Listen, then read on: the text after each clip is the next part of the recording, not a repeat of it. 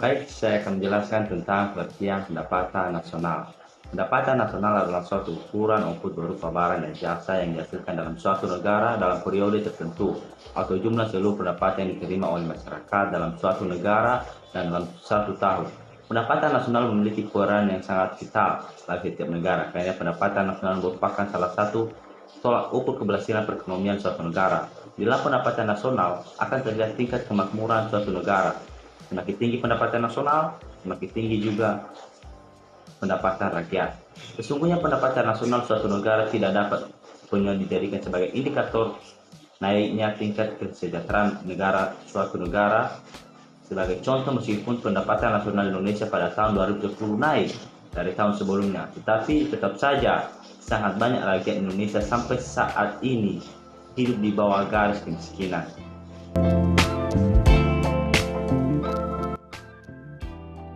Pengertian pendapat nasional. Pengertian pendapat nasional adalah nilai output berupa barang dan jasa yang dihasilkan oleh suatu negara dalam periode tertentu atau jumlah seluruh pendapatan yang diterima oleh masyarakat dalam satu tahun. Pendapatan nasional memiliki peran yang sangat vital bagi sebuah negara, karena pendapatan nasional merupakan salah satu tolak ukur keberhasilan dalam suatu negara. Lalu konsep pendapatan nasional, ada beberapa contoh konsep pendapatan nasional. Contohnya itu satu, produk domestik bruto atau gross domestic product atau GDP merupakan jumlah produk berupa barang dan jasa yang dihasilkan oleh unit-unit produksi dalam jumlah batas wilayah suatu negara domestik selama satu tahun. Dalam perhitungan GDP ini termasuk juga hasil produksi barang dan jasa yang dihasilkan oleh perusahaan atau orang asing yang beroperasi di wilayah. B. Produk nasional bruto atau GNP. Produk nasional bruto atau gross national product atau PNB meliputi nilai berupa barang dan jasa yang dihasilkan oleh penduduk suatu negara penduduk suatu negara selama satu tahun, termasuk hasil produksi barang dan jasa yang dihasilkan oleh warga negara yang berada di dalam negeri, tetapi tidak termasuk hasil produksi perusahaan asing yang beroperasi di wilayah tersebut. Lalu bagian nomor D, pendapatan persorangan atau personal income adalah jumlah yang diterima oleh setiap orang dalam masyarakat. Lalu bagian E, pendapatan yang siap dibelanjakan. Pendapatan yang siap dibelanjakan atau disposable income ini yaitu pendapatan yang siap untuk dimanfaatkan guna membeli barang dan jasa konsumsi dan selebihnya menjadi tabungan yang disalurkan menjadi investasi. Baiklah, saya akan menjelaskan perhitungan pendapatan nasional.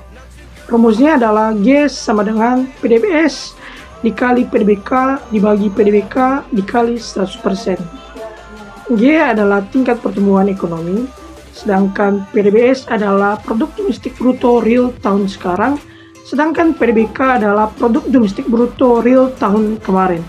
Contoh soalnya adalah PDB Indonesia pada tahun 2008 sebesar 467 triliun, sedangkan PDB Indonesia tahun 2007 sebesar 420 triliun. Maka berapakah tingkat pertumbuhan ekonomi jika diasumsikan harga dasarnya pada tahun 2007?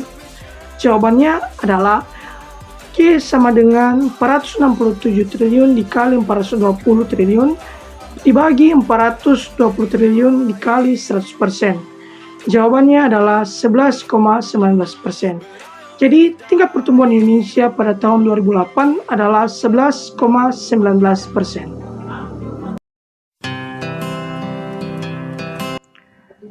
Apa saja manfaat perhitungan pendapatan nasional? Pertama, pemerintah dapat membuat kebijakan untuk meningkatkan ekonomi negara. Kedua, pemerintah dapat mengetahui penyebaran pendapatan tiap daerahnya. Ketiga, dengan data pendapatan nasional, pemerintah dapat mengetahui sektor mana yang paling berkontribusi untuk meningkatkan ekonomi negara.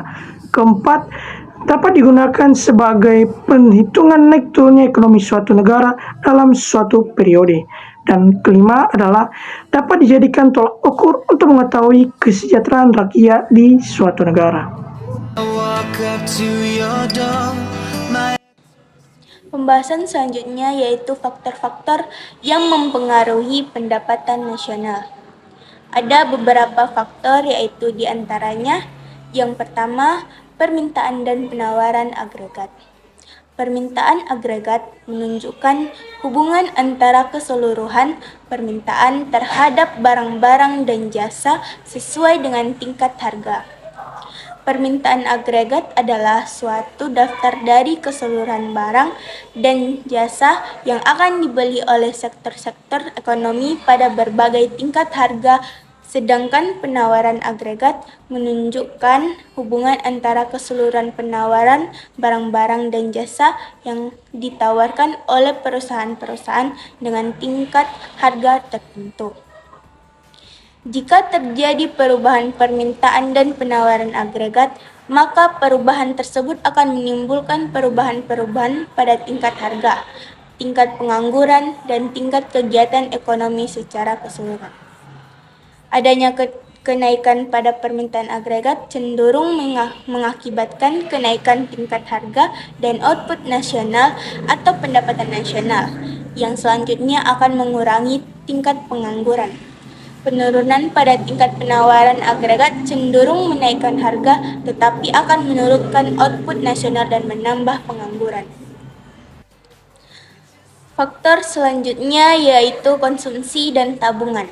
Konsumsi adalah pengeluaran total untuk memperoleh barang-barang dan jasa dalam suatu perekonomian dalam jangka waktu tertentu. Sedangkan tabungan atau saving adalah bagian dari pendapatan yang tidak dikeluarkan untuk konsumsi.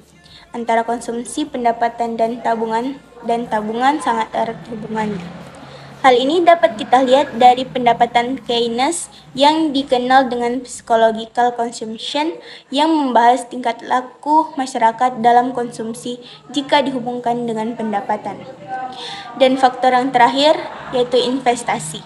Investasi atau secara lebih spesifik investasi domestik swasta bruto adalah belanja pada barang kapital baru dan tambahan untuk persediaan.